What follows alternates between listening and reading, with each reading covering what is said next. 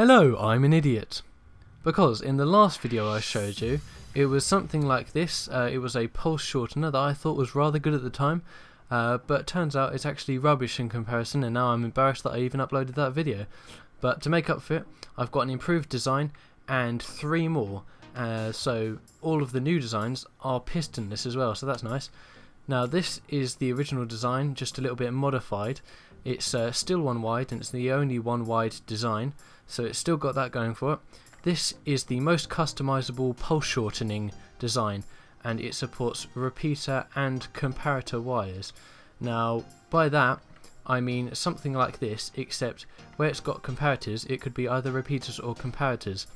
Now the difference is of course that comparators will transfer a signal of the exact same pulse strength that they got into it, and that includes even when you've got like a comparator block, redstone and block.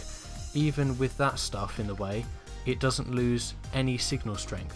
So that's a comparator wire. Now a redstone one is like the one down there, where redstones are in the comparator's place, and the advantage of that one is that you can change the delay on the repeaters so that it's a different amount of delay between each output.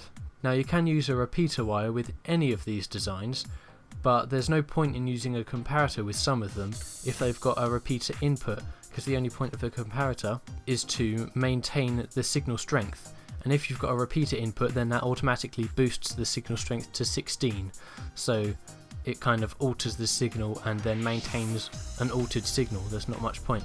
Also, the length of the wires I've got here is just to demonstrate that even after all that length there's no signal loss even when using this comparator block redstone block configuration.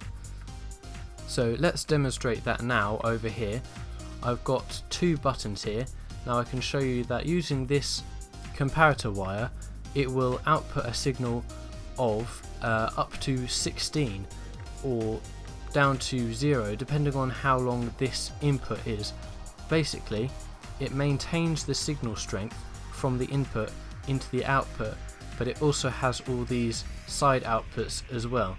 So if I were to do this, then it would have an output strength of 16, so as we see it comes down there and lights up that last one as well. But if we were to use this one, then you'll see it doesn't light up the last block. There we are. So if I were to extend this even further, then it would have a smaller input strength, and so the output strength would be smaller and it would light up less lamps. Now the way I've done that is this comparator here. That's one of the main differences between this previous design, as well as the fact that you'll now see that it only uses one string of output, whereas the previous design had a dual layer output, one to carry the actual output signal and one to carry the delay signal. So more on that later down there. And this comparator, if I were to take this away, then you'll see that there's 2 redstone here, and that means that whatever gets put into there, this redstone will be 1 signal strength lower. So basically you'll never be able to get a signal strength of 16. Even if I press that closest button, it will only light up to there. So the comparator there is just to ensure that you can have a signal strength of 16 on the output, and because I've changed that, there is now 1 tick of delay as it goes through there, which means that with 4 ticks of delay there and 1 tick of delay there's only actually 3 ticks of delay as a result. So now you would have either 3 ticks of delay with 7 ticks of output, because there's 10 ticks of input from a stone button. I know, maths right. So there's 9 ticks of delay at maximum when you've got these 2 maxed out like this, and that means that you will have a 1 tick output, and I'll just demonstrate that here. So it's extremely fast, and what you'll notice there is that it's so fast that it actually only goes to that first one and then doesn't have enough time to update through the other ones. That is because comparators do not output a signal length of 1 redstone tick. It has to be 2 or more, and therefore if I were to replace this with a repeater like this, then you'll see that it does go through there and it will go through there, and then it hits another comparator and stops because the comparator can't output a signal length of 1. Okay, so let's go and show you that in action. And yeah, so you'll see that had an output, but as soon as it hit the comparator, it stopped. So that's not much to do with these actual designs, that's just a little bit of redstone mechanics that may help you in the future. This is the 2 previous designs that I had, and then I've kind of just advanced it onto there. So the second design, this is a very multifunctional design.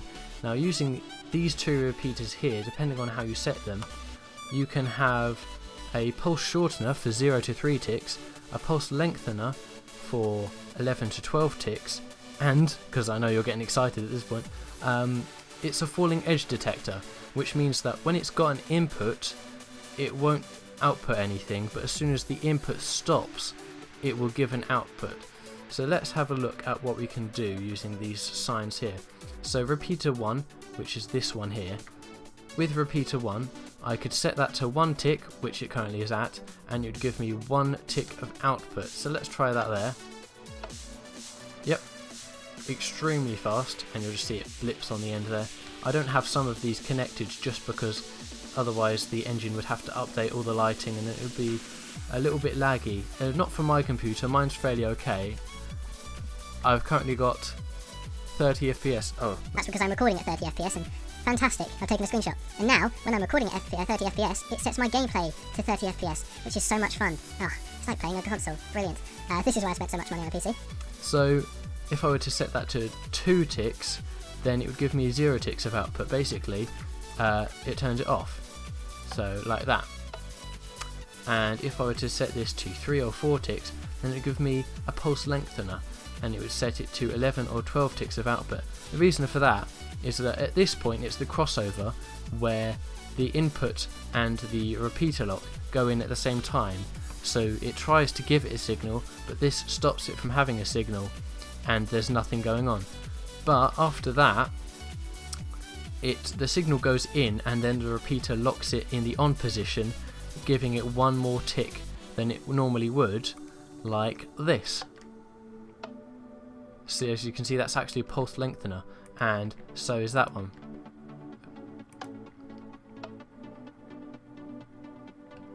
So there you go. So that's interesting, and you'll notice that if I were to just put it back there, I can exhibit this falling edge detection kind of thing just here.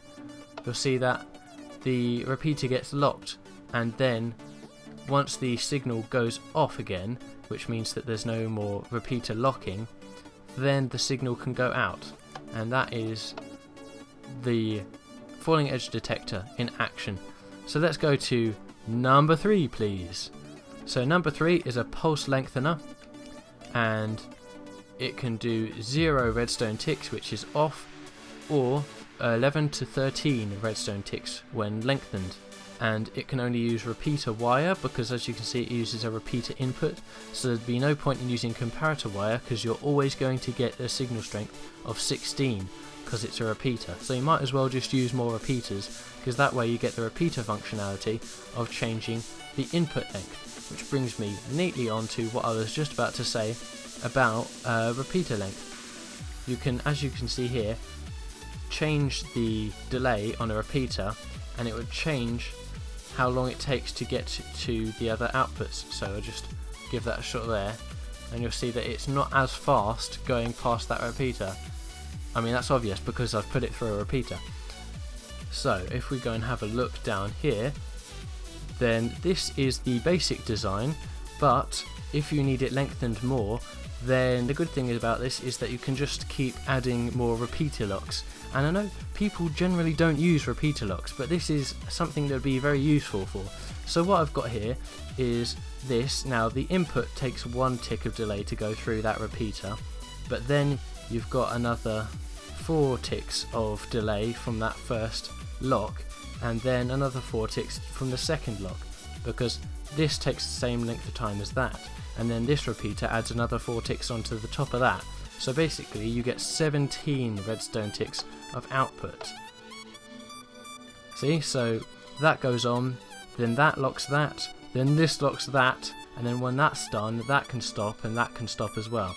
So if you just keep locking locks, then you can just create an increasingly expanding length of pulse lengthener. Now number 4 is something quite interesting, using either repeater or comparator wire, but really the whole point of this one is that it is very good at taking full advantage of the comparator wire. So if we have a look at its capabilities down here, you can do 2 to 5 redstone ticks when shortened, or you can completely bypass it with this button on that side and just get 10 redstone ticks. Now I'll explain that in a second. If I just demonstrate this, it can go through there, and if we change that, then that should be now 5 ticks of output. Yeah, slightly longer, and now that's back down to 2. Yeah. So this, oh, and as you can see in the bottom left, I've set something up over there, that device, which tells you when you've shortened it or bypassed it. So this is just bypassed, and that's 10 ticks of output because there's no time for this thing to react. So what's going on here is that this the way the comparators work is fairly similar to a repeater lock. This will only output if the signal going into it is equal to or greater than the side input, and from here it's equal, so the signal just goes straight through, and that's 10 ticks of output because it's a 10 tick button, and the wooden ones are 15, so all these values would be slightly different. But from here, as you can see, it needs to travel 3 bits of redstone to get to that comparator, but when it goes in here, that's a repeater, so it instantly boosts the signal back up to 16, and then it only has to travel 2 bits of redstone, which means that that signal is now weaker than that signal, so it gets shortened. And the reason for that is that when it goes through there, it takes 2 ticks until it hits that comparator, and then it realizes that that signal is actually weaker, so it stops giving an output, and that is how it shortens it. Now the reason it's good at using these comparator wires is that, have I really been recording that long that I've had to set it today twice?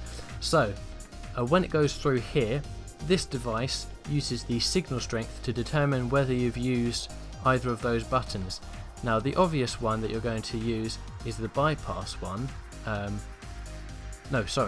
This one, the weaker signal. It could always either be stronger or weaker, but in either case this signal is going to go into this first repeater here because it's easier to get to. It doesn't require as strong of a signal, and this one would tell it that you've shortened the pulse, which you have in this case, and if you've input a stronger signal, then it both needs to use this command block, which tells you that you've shortened, that you've bypassed the shortener, but it also needs to stop this. And again, I've used repeater locks. It's strange how much I'm using that recently. So that is basically how it does that. It takes the signal in here and then determines whether you've used either of these buttons based on the signal strength. Now the bypass checker only works with comparator wires because it's all determined by signal length.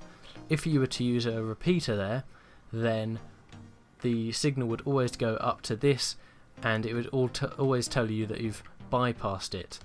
So something else about this this design here. Now the good thing about this is it only uses one layer as opposed to the dual layer design that I showed you before. And I mean, the last design would have worked in survival. You could get all the stuff, but I wouldn't necessarily call it survival friendly because it required a repeater for every single output, which is very expensive. This design, however, is much less expensive and takes up less space. But with the other one, you can change the output length and the delay between the outputs separately and have control of each individual output.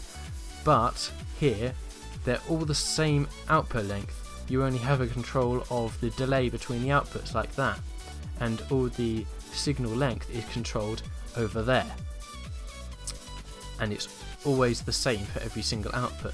So that's the one disadvantage of this, but I mean, use whichever one is most appropriate for your situation basically. So that is that. Now, if I get out my magical button, then I will show you something that I've been preparing in the background. Boop! And that's it. So I'm here to celebrate Christmas with these friendly villagers who've been here the whole time over in my redstone world, quite out of the way, and I've got this nice big tree to celebrate Christmas with them. Look at it, it's massive. I mean, I was going to use that one over there, but when I brought it home from the store I realised it wasn't really going to fit in the house, so I don't know, I guess I have to take that one back. But yeah, if you noticed the Christmas Santa cow in the corner this whole time, then congratulations, there it is. So, I suppose I'll just leave you with a nice picture of this massive tree. Just get rid of that stuff in the right hand corner, 1 second. And there we go, with the magic of Santa and Christmas and perhaps editing, it's gone. So, my name's been AstroGamerSteve, you've been watching this video, and Merry Christmas.